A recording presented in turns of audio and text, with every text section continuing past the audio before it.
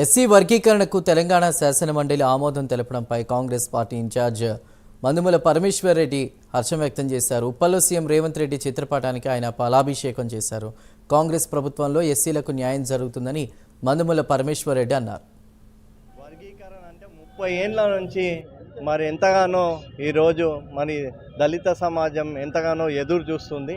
మరి ఈరోజు తీర్మానం చేసినందుకు ప్రత్యేకంగా రేవంత్ రెడ్డి గారికి, అదేవిధంగా మంత్రిమండలిలో ఉన్న ప్రతి ఒక్కరికి, ఎమ్మెల్యేలతో సహా అందరు కూడా మా ఉప్పల్ నియోజకవర్గ ప్రజల తరఫున ధన్యవాదాలు తెలియజేస్తా ఉన్నాను.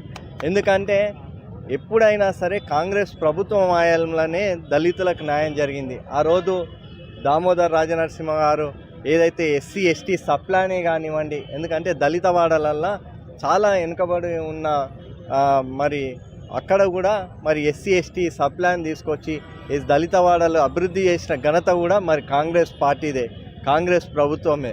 మరి ఈరోజు చూసినాం, దళిత వర్గంలో ఎవరైతే ఏబిసిడి వర్గీకరణ ఉందో అందులో పేదలకు ఏదైతే ప్రభుత్వ సంక్షేమ పథకాలు ఇన్ని రోజులున్నా తీసుకోలేని రుణం నిన్న రేవంత్ రెడ్డి గారు 4వ తారీఖు అసెంబ్లీలో బిల్లు పెట్టడం మా పట్ల, మా జాతి పట్ల పెద్దన్న పాత్ర పోషించి 30-40 ఏళ్లుగా మేము సుదీర్ఘ పోరాటం చేసినప్పటికీ ఏ ప్రభుత్వాలు కూడా మాకు కనీసం మాపై కన్నెత్తి కూడా చూడలేని పరిస్థితిలో సుప్రీంకోర్టులో తీర్పు వచ్చిన వెనువెంటనే, ఆగస్టు 1న తీర్పు వచ్చిన వెనువెంటనే నిండు అసెంబ్లీలో ఒక అర్ధగంట లోపే మేము ఏబిసిడి వర్గీకరణకు పూర్తి సహాయశాఖలు అందిస్తాం.